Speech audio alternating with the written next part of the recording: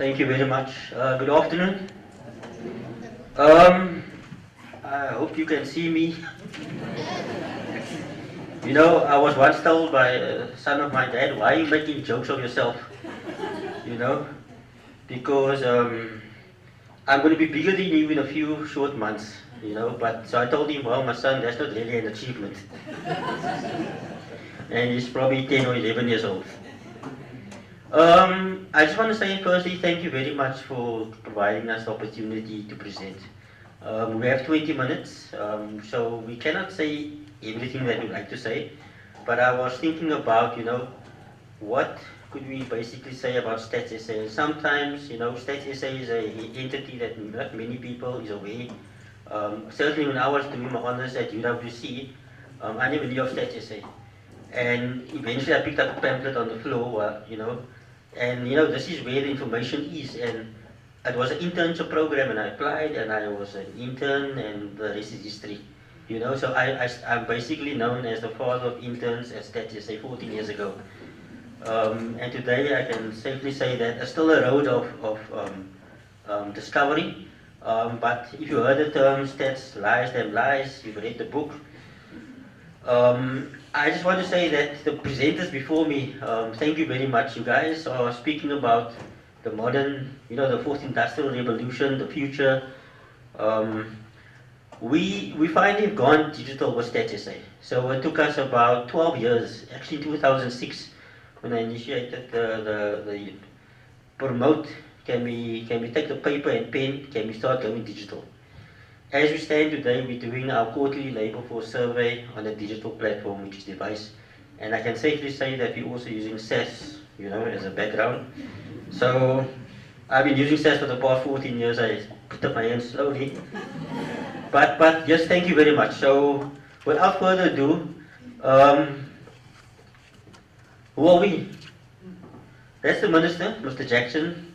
We had a previous minister not so long ago, Dr. Zuma, and our statistician general. If you remember the guy in the yellow suit, so can I ask who knows what is a census? And sometimes our organization gets absorbed, between who are we? Because when we say, oh, you guys are the census people, but we actually, that organization is Statistics South Africa. The brand is Stats SA. But now the brand of census oversees us, because when the census comes along, we roughly get a budget of 3 billion rand. And it's the largest deployment of civil servants in the country basically. Over 100,000 people are employed for census. So can you imagine, we have a field complement currently of 3,000 nationally, but when the census comes around, we have over 100,000 people. And we have to employ those people from the areas that they stay. Do you understand? Then we have to now hope that they have a certain level of qualification so that they can collect the data adequately. And this time around we're going with devices, right? One of the bad statistics in the Cape Town or the Western Cape area is that we've already got people mugged, stolen, So this is a safety risk, it's a health hazard, it's bad. So we actually pinning our hopes on going towards the future, but knowing the actual realities will bring us right back down to the realities on the ground. So we're a national government department, we're Sector 9 department, we cross all districts, we have offices in every district, right? So there's 52 district offices. We are regulated by the Stats Act of 1999, that's about 20 years ago the Stats Act came along. We also we have an independent body known as Statistical Council. So this is normally where the president, hands letters to people to sit on the Statistical Council, and they are not part of Stats SA. So they will regulate our programs, they will quality check our work, etc. And they're known as an oversight body. So certainly we deal with values such as transparency, international best practice. I just mentioned to somebody now that we will never defend the figure. If we say the CPI is 6%, we'll never defend the 6% of CPI. However, the method of getting the 6% is what we'll defend, which is a method which is perhaps an internationally best practice method. It's a transparent method, and that's where the key word is. So it's a method that can be tested, and then we will rather defend the method instead of the actual figure. So That's also something we need to take cognizance of. Um, we just completed our 5-year cycle. We always do a strategic plan in 5-year cycles. So you can see by the end of this financial year, we have done with the past 5-year cycle. And our strategy was basically to inform a nation, trust statistics and partnership. So although we collect primary data and official statistics, and we are a department like the education department, they will collect national statistics, crime statistics nationally. There is a distinction between official statistics and national statistics, right? And Vanessa will tell you a bit about that. This is where we would like to perceive ourselves, the open, transparency, etc. We're apolitical. When the data is available, the president gets the data at the same time as the public, right? But, government is also confused for this, in reality, corruption too big. So when we go out and we want to collect our data, we are already preconceived as, this. So remember, we're only trying to collect the information which is quality information at the source. Now, the delineation is collecting the primary data correctly, and then once you collect the data, is now how do you utilize that information and get it out to the public. And Vanessa specifically will talk about the information side, the provincial side, as well as accessing information, because people don't really know that our information is free, it's available, there's software available also at our disposal, at your disposal. It's interactive, it's also on various platforms, Rombi, on Apple, Android platforms. I'm actually looking at the data set here right now. We're collecting data in Langa, Bonteheuwel, Pineham, and Thornton. We're doing our census mini test. And remember, the next census is in 3 years' time. We normally plan 8 years ahead for census. So in the previous census in 2011, we planned from 2002. So you can see as the planning process is quite a big thing. So without any further ado, I'm going to ask Vanessa to continue. Yeah. Thank you, Mahier, and thank you to the audience. So I will be continuing with some of the aspects in terms of Stats SA and how we fit into the realm of government. Like any other public servant and government department, we need to adhere to some principles, and those principles need to be embedded in whatever we do. The conduct we perceive out there, naming our consultations, our service standards, our access, our information, openness, transparency, redress, and value for money.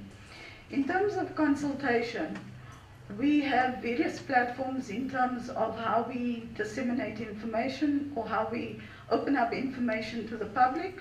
We have various workshops which we host in terms of different products. Our service standards would then allude to how we deliver the services that Stats SA offers. In terms of capacity building that we open up to the public, we have various softwares like Mahier had mentioned. We have various technical skills and expertise that we deliver to the public, as well as different spheres of government. And as Mahier had said, I have various partners within government, the public, as well as academia. One of the partners being Stellenbosch University, which we have a standing partnership with the library side. We would definitely want to venture in having a partnership with CPUT, where we open up our data portal, giving access to our free information, which is our products that Stats SA has, and I'll give you some insight to what we have at a later stage. As public servants, I mentioned that we have service charters, and I spoke about the advocating of different products. We have about 275 products that Stats SA produces. Now my role and responsibility within Stats SA is to make sure that every product gets to stakeholders, that stakeholders understand what the value of the product is, what they can utilize it for, and how they can best improve their reporting, even their planning and implementation of different programs using the statistics that StatsSA produces. With us producing information, it's of no use, like most speakers have said, to be sitting in a corner, not to be utilized by the outside public, and to be effective in its form. I'll skip this one. In terms of the focal areas for StatsSA, we would like to implement statistical geography by transforming national development information landscapes. We would like to strengthen and coordinate mechanisms and improve compliance. We would like to embrace the data revolution, as one of the speakers had spoken about. We want to create a state that is widespread in use of statistics, and we would like to establish an institutional arrangement by expanding our partners to those that are not partners of our national statistics systems. So we have policy agendas which we are big partners of and we play a big role in. One of them being the Agenda 2063. The other big project that StatsSA helped coordinate and played a critical role in was the Sustainable Development Goals. We were the coordinating partner. We've developed a country report that was presented in the UN, and on your left-hand side you can see the amount of data that's available that the country can report on and where the gaps officially still stand.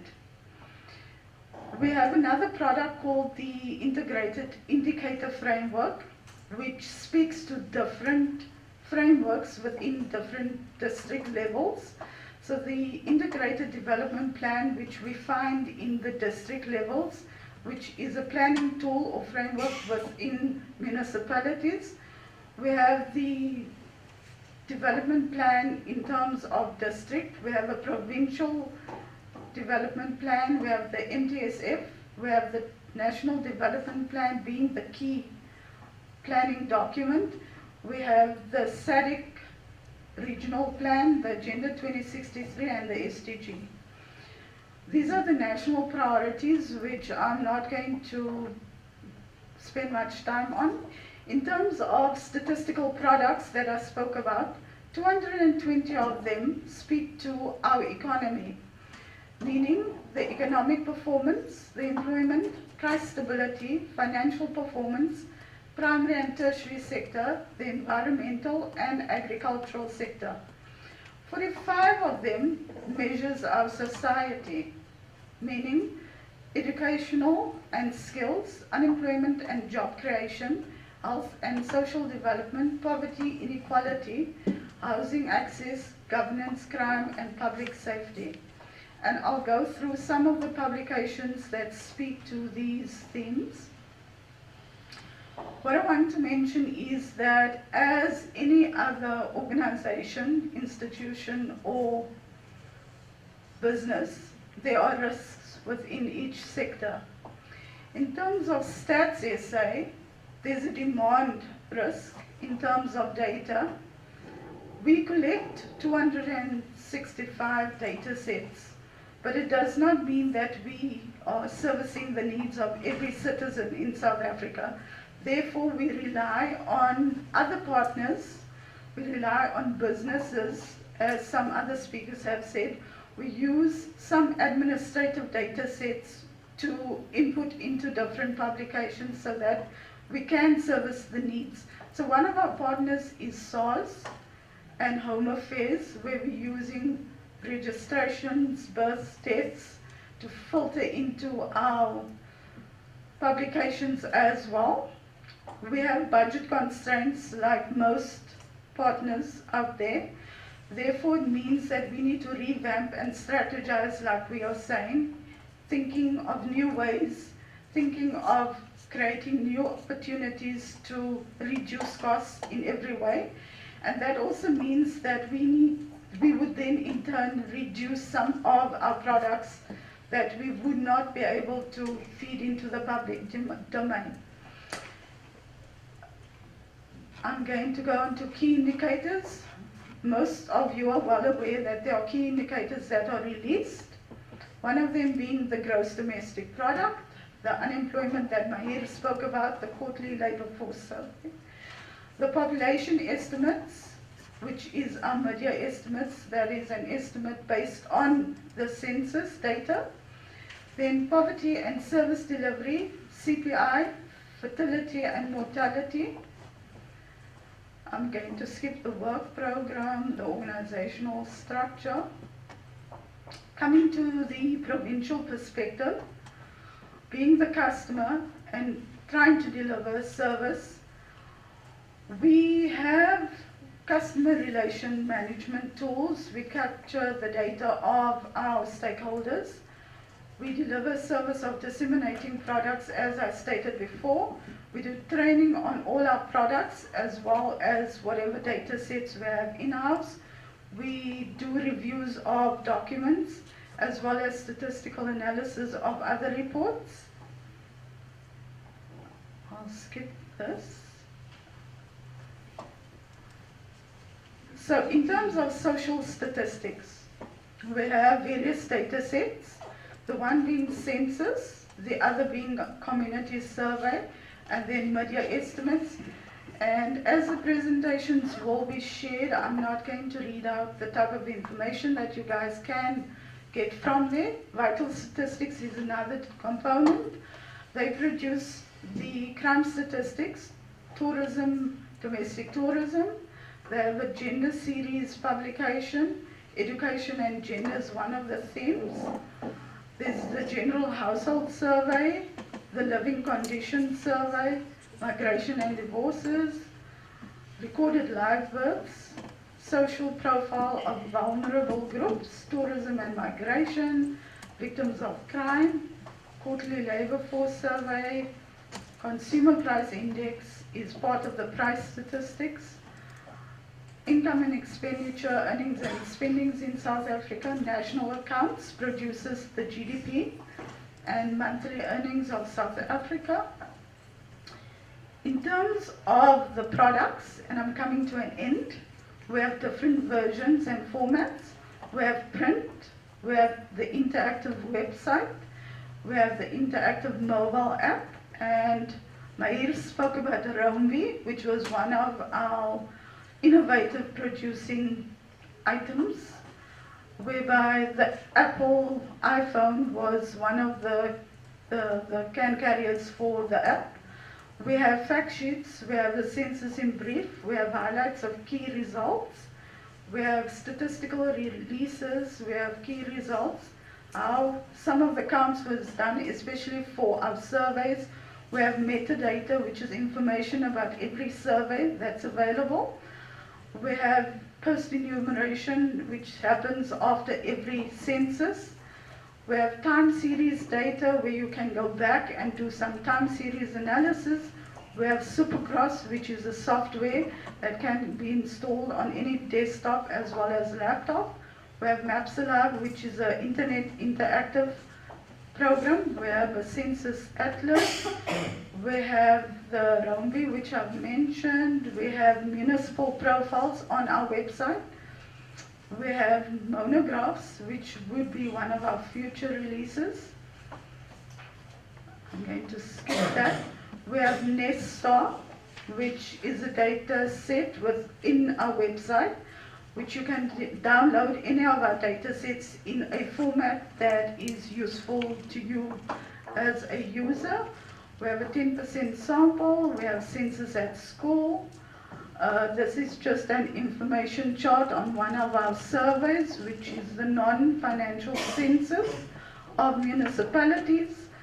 This is the website, and this is how you can access most of the products. And these are just some of the formats. And in terms of the products itself, like I think I mentioned that we do a lot of capacity building. We've done projects with municipalities in terms of questionnaire development, survey design, technical assistance with actual digital data collection, and there's many more that we can say, but I'm going to leave it at that, and I'm going to thank you for listening so attentively.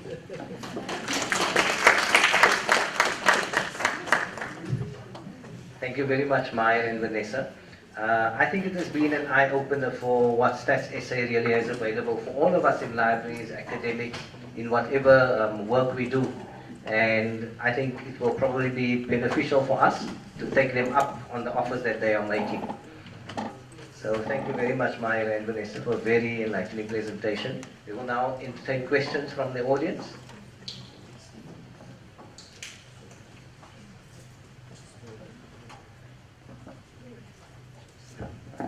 I just wanted you to maybe elaborate on the type of partnerships that you have with the Stellenbosch University Library in terms of, and then also the question of access to your publications, the ones on the website. Do we have the leeway to make linkages from our own websites to your website? Your website. So in terms of the Stellenbosch partnership that we have, we started the partnership about 6 years ago, and it's with the library services, and we do the postgrads as well as PhD and master students, where we take them through our website, giving them access to our data, linking them up with data sets as well, and capacitating them in terms of how to access as well as analyze data from our actual website. In terms of getting access, yes, you would be able to, from CPUT, be able to gain access to all our publications. Joseph, you have a question? Okay, thank you. Thank you very much, Vanessa and Mahier. I think I heard you speak about metadata, that you do have metadata.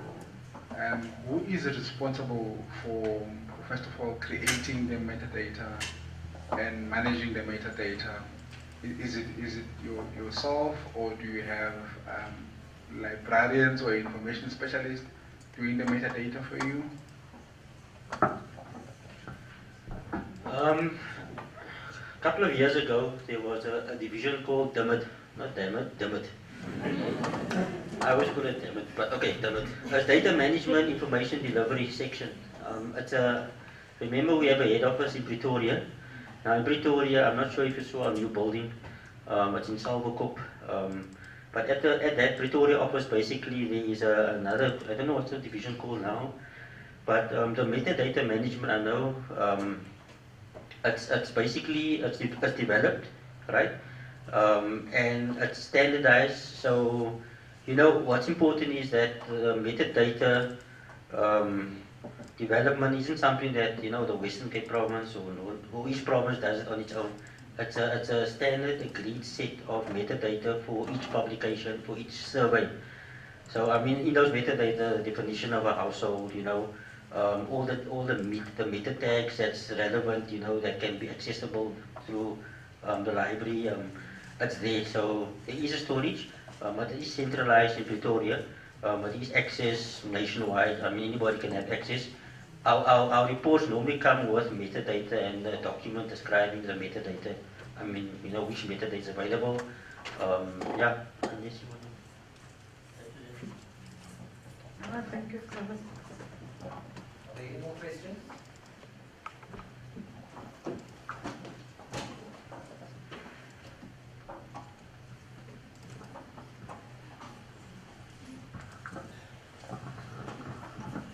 Thank you very much. That was powerful. And as I was watching your screens, I'm like, this is a massive data. And I'm trying to draw sort of a system that is so interoperable to probably speak to other systems. You were referring to SARS, you were referring to Home Affairs and other, you know, areas. So I'm not sure, maybe if you can elaborate, do you have like one system that speaks to all other systems and you are able to gather data from that one system? And also, in terms of the data that is inaccurate, do you have maybe specialists, and how is the process done? Okay. In terms of data quality, I think we haven't covered that one. We've got SASCAP, which is a statistical quality assessment framework. All our surveys go through the SASCAP as 9 dimensions, as well as different levels of quality. So in terms of SARS itself, and us using other outside sources, would also have to adhere to these stringent measures in terms of data quality. In terms of the systems, Mahier will answer that one. So, I mean, you know, the Home Affairs Register, basically. I mean, there's always debate about this.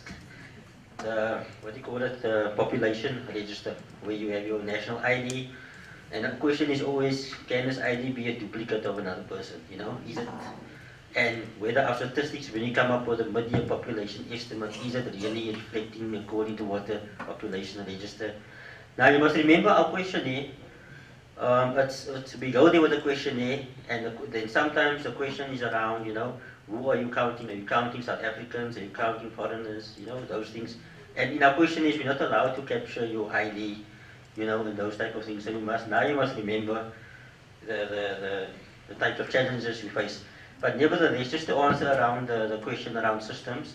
So the system SARS maintain their own system, obviously, right? The tax register. So we release data, right? And we might get some data from the Department of Trade and Industry, SARS, and from that we bring it into our environment, and then we do our checks and balances, but no data massaging, right? There's nothing about, you know, so there is a protocol involved, right, and a memorandum of understanding between the two departments, basically, as to the frequency of the data, the format of the data, the quality of the data. It must reach a certain standard. Vanessa spoke about the South African Quality Framework, and that alone is a framework in itself. We're trying to promote the framework that other producers of statistics also utilize the framework, because you can actually self-assess your data yourself before you can make a formal application to request your data to become official statistics. The ideal state is that everybody utilize data that is relevant, trusty, you know, trusted statistics. And if your data is questionable, right, then you must try to improve that questionable statistics to become good quality statistics, moving through the framework itself. So, but we do have a free online or free assessment tool that anybody can utilize in terms of measuring what sort of quality is your current statistics. And remember, statistics, when it goes through this process, it's an ongoing thing. You cannot produce a statistic that is not ongoing or just a once-off. It must be in context. It must be coherent across statistical series. There must, you know, there must be some, yeah. So that's another topic for another day. The data quality management and the framework itself is probably a much broader topic. And this is just trying to bring across some of our products and services available. But the key thing here is the partnership of statistics. We only produce 10% of the statistics that the country requires, as Stats SA, and we are a national government department. So by no means do we provide enough statistics for the public. But because of our budget, you know, that's only what we can utilize. But we're looking at alternative ways of impacting the arena of using technology, you know, going forward, partnering with stakeholders like yourself, etc., etc. So by no means we can service everybody, but only a small portion. Even with the census data, which is roughly about how many million records? Okay, the community survey was 1.4 million households. That's the largest survey that was done on a digital platform, 1.4 million households, right? That's a community survey in 2016. So you can imagine the census is looking at 15, 16 million households, right? And that encapsulates our population of 55 million South Africans, 58 million South Africans. There's a question at the back. Okay. Thank you, colleagues, and thank you for your long partnership and contributions to the Department of Maths and Physics and to the university. My question My question is geared towards the comments around possible collaborations between StatsSA and the library. You mentioned the partnership that you have with Stellenbosch, but I'm more familiar with the portal that UCT has called Data First. I don't know whether StatsSA is involved in that, but I know that StatsSA data sets are available through that portal, and I'm also not sure whether it's administered by the library at UCT or some other department. But I think it's a great resource. Like, I even access data sets on there for my students to use for projects and so on. So it would be great if we could have something in-house through our library where data sets from our, I know there is a repository where researchers within CPUT can put their research data sets. So perhaps having a repository that can have those as well as externally sourced data sets that can be shared publicly or to students for projects and academic work and so on. To have such a resource developed would be a great asset, I think, to the institution and a great collaboration. In terms of Data First itself, we probably didn't have any doings with that, but a lot of StatsSA's data sets was put into the portal itself. The librarian responsible, she works very closely with StatsSA. So she has a good partnership in terms of the building of the repository. Not too sure how that happened, but in terms of working with CPUT, we can definitely open up and through the NSS get a portal to share the data sets that we have.